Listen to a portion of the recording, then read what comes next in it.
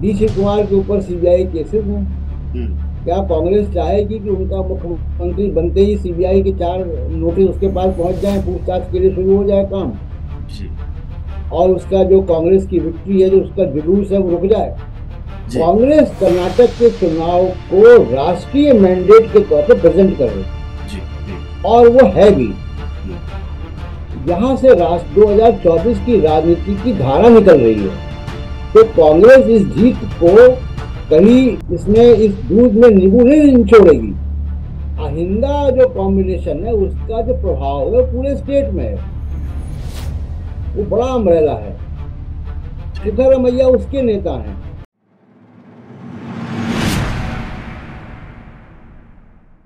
नमस्कार दोस्तों, मैं अजय प्रकाश और आप देख रहे हैं जनज्वार।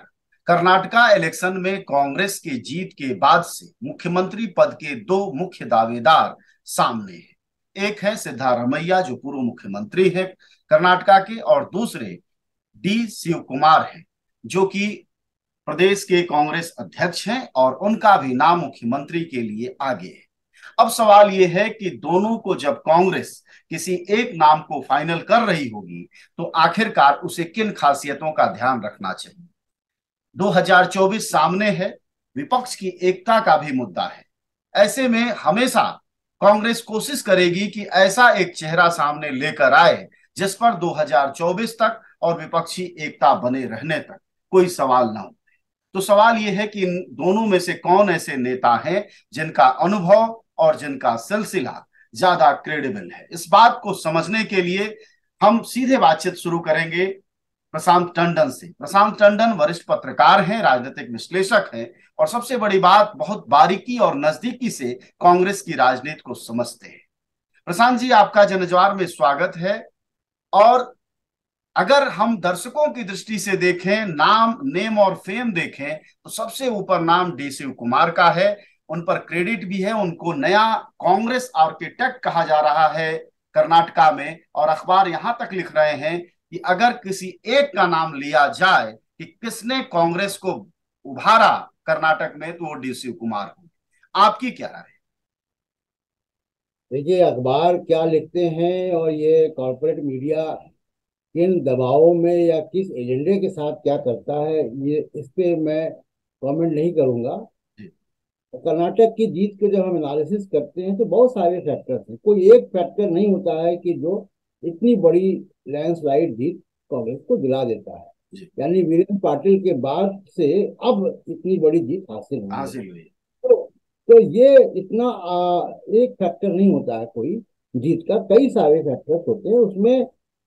एक बड़ा फैक्टर भारत जोड़ो यात्रा भी है। जी।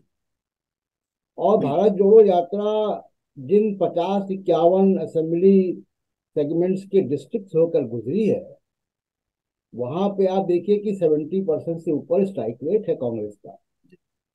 तो और केवल उन डिस्ट्रिक्ट की बात नहीं है, उसने पूरे कर्नाटका के कांग्रेस वर्कर को उत्साहित कर दिया, जी। चुनाव के लिए तैयार कर दिया। हम्म। तो आप देखिएगा कि अखबारों में या जो टिप्पणीकार लिखते हैं, वो राहुल गांधी का नाम नहीं लिख रहे हैं कहीं हम्म। भी। जी। जबकि जिस एजेंडे के साथ कांग्रेस वहां गई, हम्म। जो सोशल जस्टिस का एजेंडा था, जी। जो इंक्लूसिव पॉलिटिक्स का एजेंडा था, तो राहुल गांधी का एजेंडा। जी। उसके बाद आप देखिए कि जो मल्लिकार्जुन खड़गे हैं, हम्म। उनका बड़ा कंट्रीब्यूशन है। वो दलित समाज से आते हैं। जी। हम्म, और आप देखिए कि वहां पे रिजर्व कंस्टिट्यूंसी में पूरे दलित वोट की बात भी नहीं कर रहा हूँ, हम्म।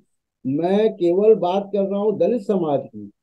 और आप देखिए कि जो रिजर्व कंस्टिट्यूंसी हैं उसमें कांग्रेस को सीटें मिली हैं 16, जी। 36 में से, हम्म। ठीक है, और बीजेपी को मिली है 12। जी। आप पिछले 25 साल का ट्रेंड देख लीजिए। जी। 36 रिजर्व कंस्टिट्यूंसी में जिसकी सीटें ज्यादा होती हैं, बंगलुरु की विधान सौधा में वही राज करता है। तो ये भी एक फैक्टर है। राइट। तो बहुत सारे फैक्टर्स होते हैं हम्म। जो एक किसी पार्टी को सत्ता में लाते हैं या किसी एक पार्टी को सत्ता से बाहर करते हैं। हम्म।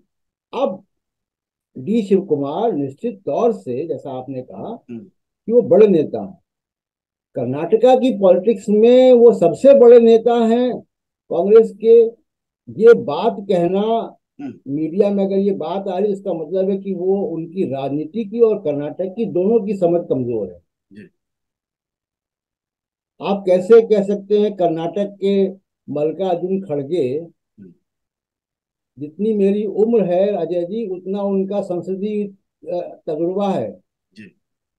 सीनियर मोस्ट पॉलिटिशियन है इस देश के वो। जी। उनको आप नकार सकते हैं? धारा प्रवाह क्या भाषण देते हैं वो। तो क्या कन्नड़ आपको में लगता है मराठी में। कि तीसरे दावेदार मल्लिकार्जुन खड़गे भी हो सकते हैं? बिल्कुल नहीं, नहीं। बिल्कुल नहीं हो रहा। कांग्रेस अध्यक्ष है, उनको बड़ा रोल है। जी। कांग्रेस कर्नाटक के चुनाव को राष्ट्रीय मैंडेट के तौर पर प्रेजेंट कर रही है, जी। जी। और वो है भी। हम्म। यहाँ से राष्ट्र 2024 की राजनीति की धारा निकल रही है। तो कांग्रेस इस जीत को कहीं इसमें इस दूध में नींबू नहीं निचोड़ेगी। अब आप जान रहे हैं कि कल 24 घंटे में क्या डेवलपमेंट हुए। जी। बीजेपी ने खुद तय कर दिया, नरेंद्र मोदी ने, कि डी शिव कुमार मुख्यमंत्री नहीं बनेंगे। हम्म। जिस डीजीपी का उनसे संबंध अच्छे नहीं थे, उसको सीबीआई चीफ बना दिया। जी। डी शिव कुमार के ऊपर सीबीआई केसेस हैं। हम्म। क्या कांग्रेस चाहेगी कि उनका मुख्यमंत्री बनते ही सीबीआई के 4 नोटिस उसके पास पहुंच जाए, पूछताछ के लिए शुरू हो जाए काम, जी। और उसका जो कांग्रेस की विक्ट्री है, जो उसका जुलूस है, वो रुक जाए? मतलब दूसरा आपका फैक्टर। ये कहना है, अगर समझें कि आपका इशारा डीजीपी प्रवीण सूद की तरफ है। प्रवीण जी सूद को बिल्कुल। सीबीआई का चीफ बना दिया गया। ये वही प्रवीण सूद हैं जो डीजीपी रहे हैं, और ये वही प्रवीण सूद हैं जिसको डी शिव कुमार बीजेपी का एजेंट कहते रहे हैं, और ये भी कहा है कि जब सरकार बदलेगी तो हम तुम्हें बताएंगे। यानी कांग्रेस डीजीपी और मुख्यमंत्री के टसल में जाने के बजाय कर्नाटका इलेक्शन को राष्ट्रीय संदेश के इलेक्शन के रूप में स्थापित करना चाहेगी। बिल्कुल। जी। और आप देखिए कि अगर इसमें सीबीआई का केस आगे बढ़ते हैं जी। प्रवीण सूद के आने के बाद, हम्म। जो कि साफ संकेत है, जी। तो कांग्रेस ये रिस्क क्यों लेगी? कि मुख्यमंत्री जेल पहुंच जाए। जी। हम्म। जी। हम्म। वो दिल्ली वाली स्थिति क्यों क्रिएट करेगी, जो दिल्ली में मनीष सिसोदिया जेल में बैठे हुए हैं बिल्कुल। और अरविंद केजरीवाल के से पूछताछ हो रही है, और जी। पूरी पार्टी डिस्पैरेट हो गई। हाँ, पूरी पार्टी तो मुकदमा लड़ रही है। हाँ। जी। मुकदमा लड़ रही है, ये क्यों चाहेगी कांग्रेस? अपने दूध को फाड़ना क्यों चाहेगी? जी। एक बात। दूसरी बात देखिए, इस जीत का दूसरा बड़ा पर्सपेक्टिव हम समझते हैं। हम्म।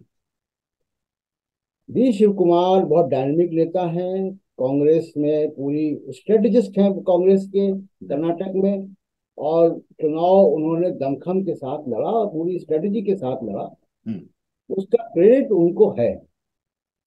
लेकिन देखिए, जो माइक्रो मैनेजमेंट है चुनाव, मेरा तजुर्बा चुनाव का ये है कि मैं 1988 से चुनाव देख रहा हूँ। जी। माइक्रो मैनेजमेंट मीडिया में एनालिसिस लिखने में बड़ा काम आता है, हम्म। लेकिन चुनाव आप देख लीजिए, पिछले 25 साल के, 30 साल के, 50 साल के चुनाव के नतीजे चुनाव का नैरेटिव तय करता है। जो मुख्य नैरेटिव होता है, जनता उस पर वोट देती है। जी।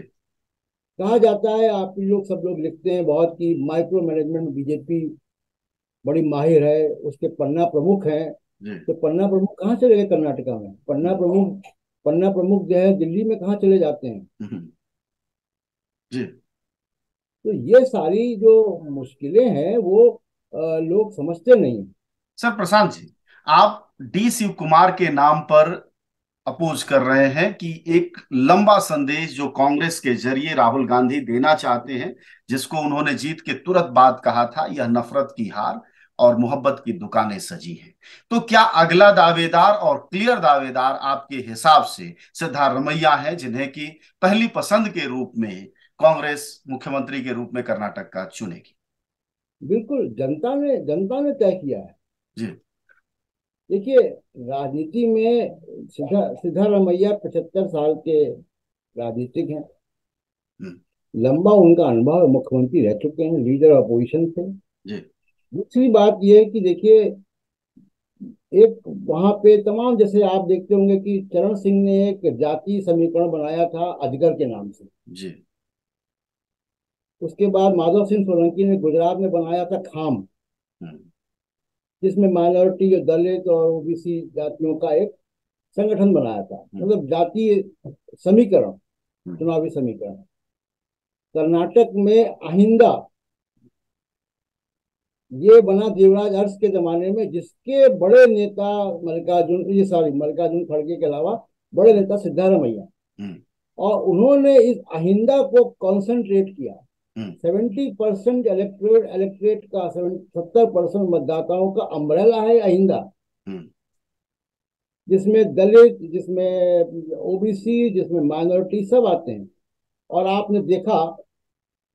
कि आपने देखा कि किस तरीके से माइनॉरिटीज का शिफ्ट जो है वो जेडीएस से कांग्रेस की तरफ हुआ है। आया है। तो इस अहिंदा का जो कॉम्बिनेशन है वो काम किया है। तो लिंगायत वोट कांग्रेस को मिलता रहा वीरेंद्र पाटिल के समय से। हम्म, वीरेंद्र पाटिल के मुख्यमंत्री राजीव गांधी द्वारा हटाए जाने के बाद से और उनकी डेथ के बाद से, उनके हटने के बाद से, और खासकर राम जन्मभूमि आंदोलन के बाद कांग्रेस से लिंगायत वोट हट गया हम्म, और लगातार हटा रहा।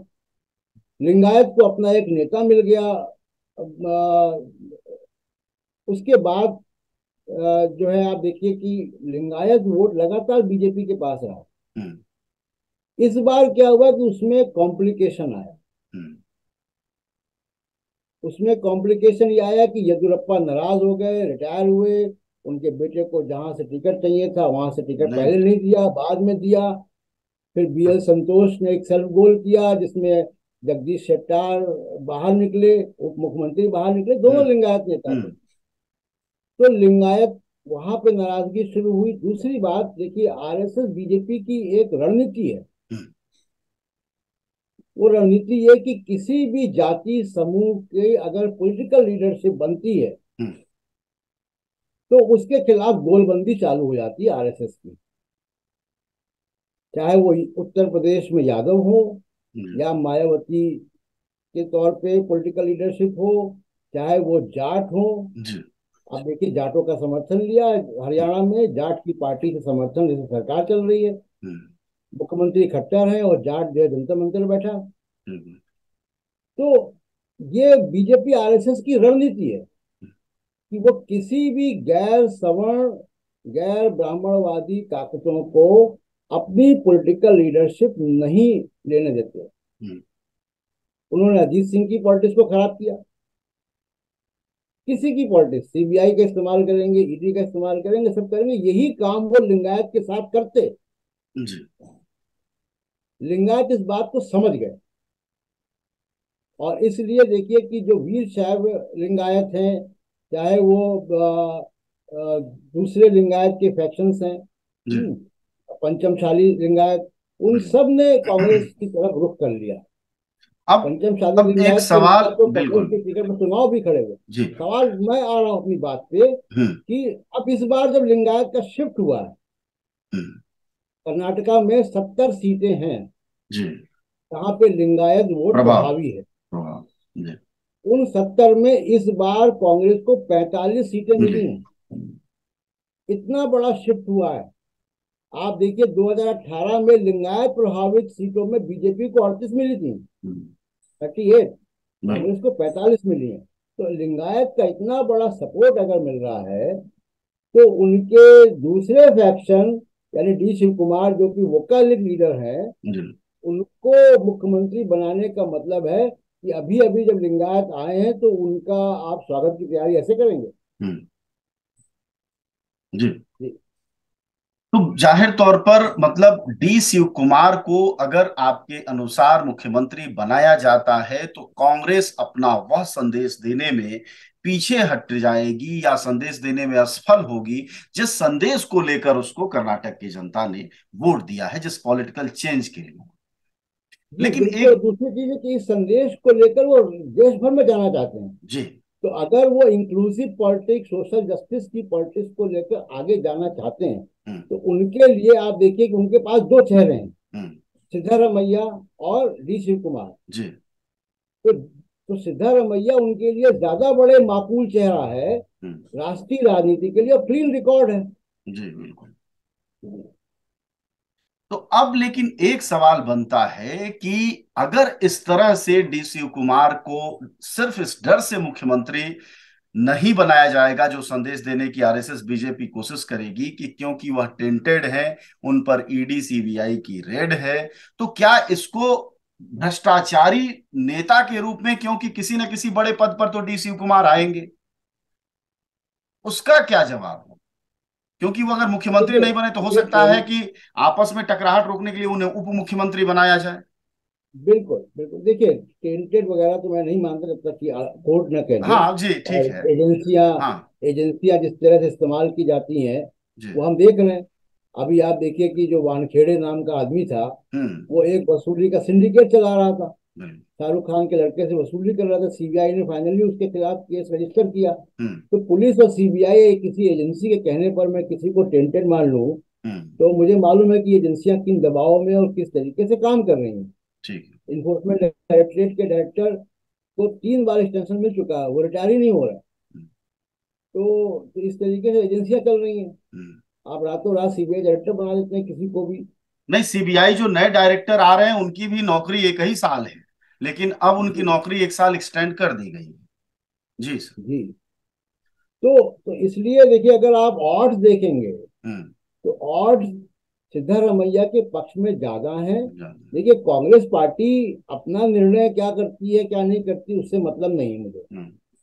वो कांग्रेस पार्टी का अपना मामला है। जी। मैं बाहर से जो देख रहा हूँ वो ये है कि कांग्रेस पार्टी अगर इस जीत को राष्ट्रीय स्तर पे ले जाना चाहती है हम्म। और राष्ट्रीय राजनीति का एक रोड मैप क्रिएट करना चाहती है वहां से, और इस जीत को राष्ट्रीय राजनीति में एक मील का पत्थर स्थापित करना चाहती है अगली अगली जीत के हम्म। लिए, हम्म। तो वो उसके लिए सिद्धारमैया बेहतर कैंडिडेट होंगे बजाय कि डी शिव कुमार के। तो अब सर आखिरी सवाल आपसे ये कि आपका जो पॉलिटिकल कॉन्फिडेंट एज एनालिस्ट कहता है, वो क्या कहता है कि डी शिव कुमार को नहीं देंगे मुख्यमंत्री का पद कांग्रेस के आला कमान के लोग?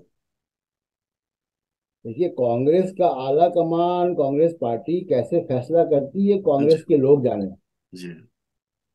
मैं तो बाहर से देखकर ये कह रहा हूँ कि अगर कांग्रेस को हम्म। अपनी जीत का, कर्नाटक की जीत का को एक मील का नहीं, पत्थर आप एक बनाना बड़ा है। लॉजिक भी तो दे रहे थे कि ऐसा नहीं चाहेंगे कि जैसा दिल्ली में हो रहा है आम आदमी पार्टी के साथ, बिल्कुल दूसरा ऐसा भी नहीं बिल्कुल चाहेंगे कि उधर मुख्यमंत्री बने और इधर सीबीआई के 4 अधिकारी पहुंच जाएं मुख्यमंत्री दफ्तर। बिल्कुल, तो इसीलिए बजाय कि मैंने अपनी कहा कि योजनाएं लागू करने के वो कचहरी जाने लगे और ईडी दफ्तर और सीबीआई दफ्तर जाने लगे। और जी। दूसरी चीज देखिए, मीडिया में क्या चीजें आ रही। मैं कर्नाटक में 8 8 दिन रहकर आया हूँ। जी। ठीक है। हम्म। वोकल लीग वोट में भी शिफ्ट हुआ है। हम्म। मैसूर कर्नाटका में भी कांग्रेस को अच्छी सीटें आई हैं, ओल्ड मैसूर में भी अच्छी सीटें आई हैं जो कि हम्म। जेडीएस का गढ़ माना जाता है। जी। तो और वहां पे वोकल लीग ज्यादा है, जाहिर सी हम्म। बात है कि वो एक है, लेकिन एक पॉकेट है वो। हम्म। और जो अहिंदा जो कॉम्बिनेशन है उसका जो प्रभाव है वो पूरे स्टेट में है। जी। वो बड़ा अम्ब्रेला है। ठीक। सिद्धारमैया उसके नेता हैं। दूसरी चीज है कि जो मैंने कहा कि जितना बड़ा सपोर्ट लिंगायत लिंगायत समुदाय। का अब मिला है कांग्रेस को, हम्म। वो राजीव गांधी जब प्राइम मिनिस्टर थे तब वीरेंद्र पाटिल को मिला करता था। उसके बीच में इतना लंबा गैप है, 25 30 साल का। जी। अब अगर लिंगायत आए हैं और आप, और अभी इमीडिएट पास्ट का मुख्यमंत्री लिंगायत था, हम्म। आपके पास कोई लिंगायत नेता नहीं है ऐसा इतना बड़ा कि जिसको आप मुख्यमंत्री बना दें। जी। आपने प्रोजेक्ट नहीं किया, तो कम से कम आप ये तो जरूर करेंगे ये जो कि है वो, उसी। हाँ, वो ऐसा नहीं बनाएंगे जिसको उन्हें दिक्कत ना हो। ये आप चाहेंगे कि लिंगायत 2024 के चुनाव में भी वैसे ही साथ दें जैसा अभी दिया है। और आप देखिए, 28 सीटें लोकसभा में भेजता है कर्नाटक। जी बिल्कुल। 28 में से 25 सीटें बीजेपी ने जीती पिछली जी बार, थी। इसी लिंगायत सपोर्ट से। हम्म। तो अगर तो मुझे नहीं लगता कि कांग्रेस जो है वो इस नंदिनी दूध में नींबू निचोड़ेगी। ठीक। शुक्रिया सर आपका बातचीत के लिए, धन्यवाद। हमारे साथ बातचीत कर रहे थे प्रशांत टंडन। उन्होंने बड़ी महत्वपूर्ण बात कही डी शिव कुमार को लेकर और सिद्धारमैया को भी लेकर। विश्लेषणों में बड़ी साफ बताया कि सिद्धारमैया क्यों होने चाहिए और डी शिव कुमार को बनाने के बाद क्या दिक्कतें कांग्रेस झेल सकती है। एक तरह से बीजेपी के ट्रैप में भी फंसना है डी शिव कुमार को मुख्यमंत्री बनाना। खैर, यह विश्लेषण है, कांग्रेस तय करेगी कि उसे क्या पसंद है और कैसे वह नफरत का बाजार सजने से राष्ट्रीय स्तर पर रोकेगी। लेकिन इतना तो तय है कि कर्नाटक 2024 का रास्ता दिखा रहा है और जाहिर तौर पर कांग्रेस को फूंक फूंक कर चलना होगा और उसमें यह तय करना होगा कि डी शिव कुमार को अगर वह मुख्यमंत्री बनाती है तो कहीं अगले रोज सीबीआई के दफ्तर में नेताजी चक्कर लगाना न शुरू कर दें और जनता जिन वादों के इंतजार में ही 5 साल न गुजार दे। शुक्रिया आपका बातचीत के लिए, धन्यवाद।